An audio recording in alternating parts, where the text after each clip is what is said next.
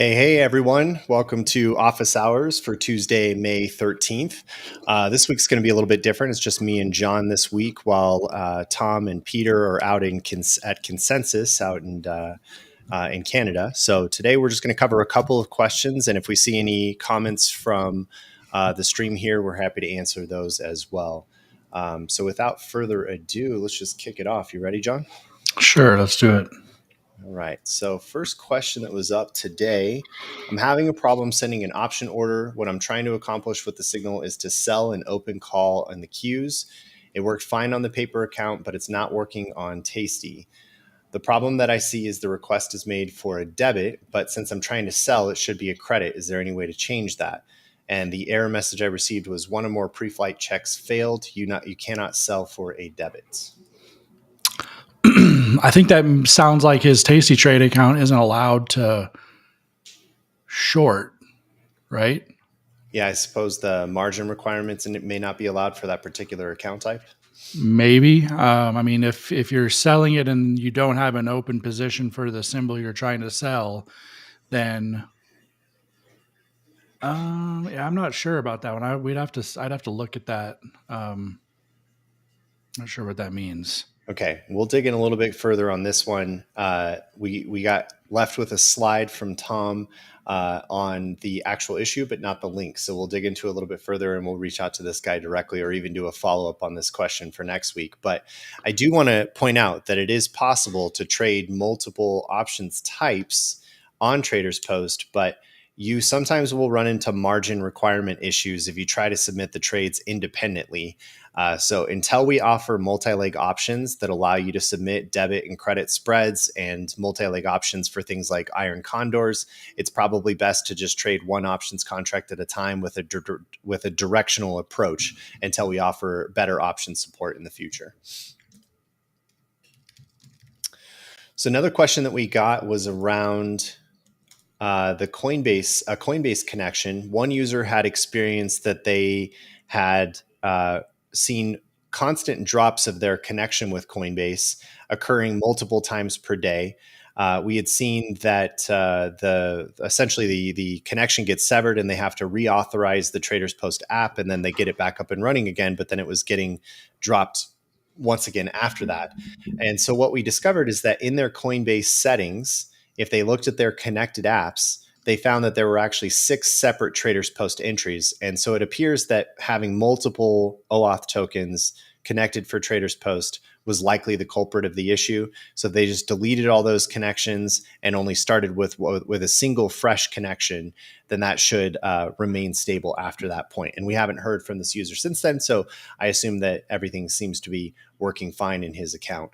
So if you run into a similar issue where you're seeing Coinbase drop the connection for some reason, just make sure you check your Coinbase settings in the connected apps and make sure you only have one entry for TradersPost there.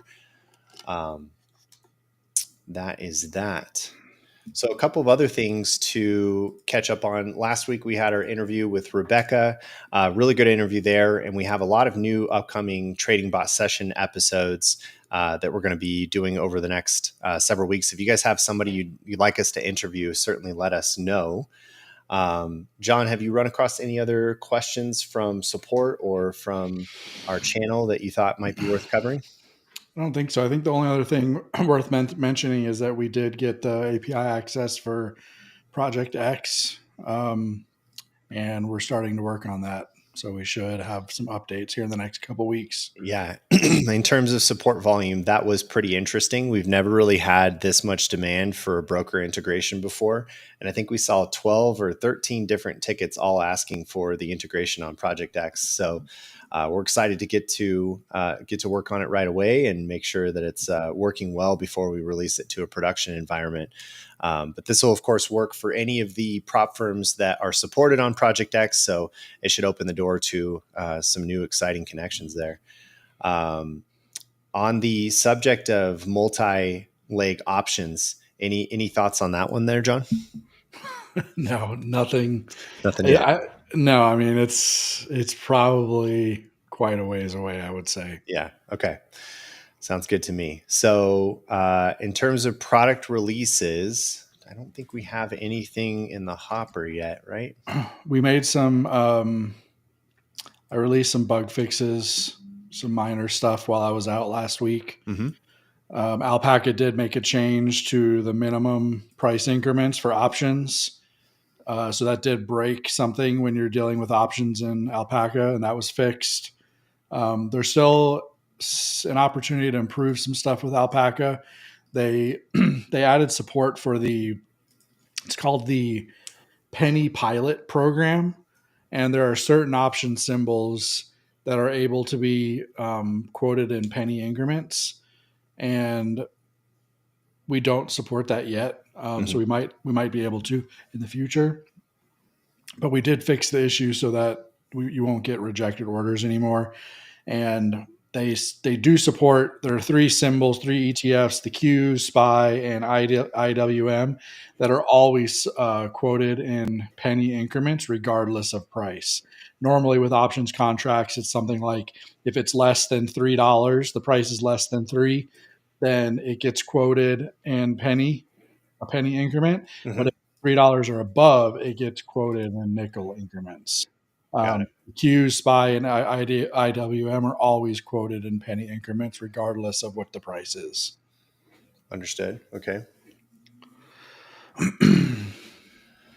So another one that I think we had run into was around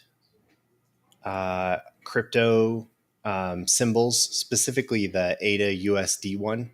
And I think we've got a fix coming out for that, right? So that can't, yeah, we won't be able to fix that one. Unfortunately, we just can't support ADA in our paper broker. Not today, at least. The market data provider we use to power our paper broker doesn't have ADA as a symbol. So there won't, at least in the short term, there won't be a fix for that. Got it. You'll have to either potentially use a live broker and test it with small size, or trying to think. I don't think there are any paper brokers outside of, like, Alpaca doesn't support it, Tasty Trade doesn't support it, and none of the other brokers support paper. Like, I think Coinbase supports ADA, Bybit, Binance, they all support it, but actually Bybit supports paper, so you could test it there potentially. That'd be a good one. Yeah. Okay, so I think that's it on the release horizon. We're working on a lot of infrastructure stuff at the moment, and need to keep our focus on that. But the Project X one is sort of a welcome temporary distraction as we begin that process to try to support all the growth we're seeing on the prop firm side of things. And man, it's crazy. It's the growth that we're seeing there is incredible. Just for April alone, we saw you guys double the number of accounts that are connected to TradersPost for prop firm activity. So definitely excited to see the growth there. Let us know how the experience has been going, and if you guys are running into any trouble or you're looking for any other features that we might be able to support. But certainly getting Project X integrated is exciting, and we're looking at opportunities with other prop firms as well. Okay, I think that's the gist of it. This will be a short one. Tom's really good at doing these episodes and making them much more replete with the conversation. I think he had a couple of Reddit stories that he wanted us to cover, but I think John and I are just going to get heads down and keep working on the product over here. And we'll try again for next week. John, anything else you wanted to cover? Nope, I think that'll be it. Awesome. Well, cheers, everybody. We'll be back next Tuesday for office hours. If you have any other questions you want to cover on TradersPost, how things work, how to set up your strategy, things like that, just hit us up at support at traderspost.io, or leave a comment here in the YouTube channel. We'll always follow up with what we see here. Awesome. Thanks. Cheers, everyone.